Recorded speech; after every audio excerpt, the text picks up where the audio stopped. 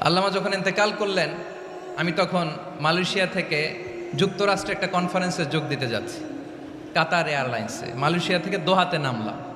দোহায় যখন আমার ট্রানজিট, তখন শুনতে পেলাম যে আল্লামা বিদায় নিয়েছেন। সোশ্যাল মিডিয়ায় শুনে বিশ্বাস করতে পারলাম না। মুহূর্তের মধ্যেই মাসুদ সাইদি ভাইকে মেসেজ করলাম, উনি কোনো উত্তর দিতে পারলেন না। মাসুদ ভাইয়ের সাথে যখন কোলাকুলি করি, আমাদের শামীম ভাইয়ের সাথে যখন কোলাকুলি করি, মনে হচ্ছে আল্লামা সাইদির ঘ্রাণ পাই। শরীরটা লিটারালি কাঁপছিল, নিজেকে মানাতে পারছিলাম না, বিশ্বাস করতে পারছিলাম যে আসলে আল্লামা বিদায় নিয়েছেন। ইন দ্য মিন টাইম আমার সেকেন্ড ফ্লাইট, দোহা টু নিউ ইয়র্ক, 12 ঘন্টার ফ্লাইটে উঠলাম।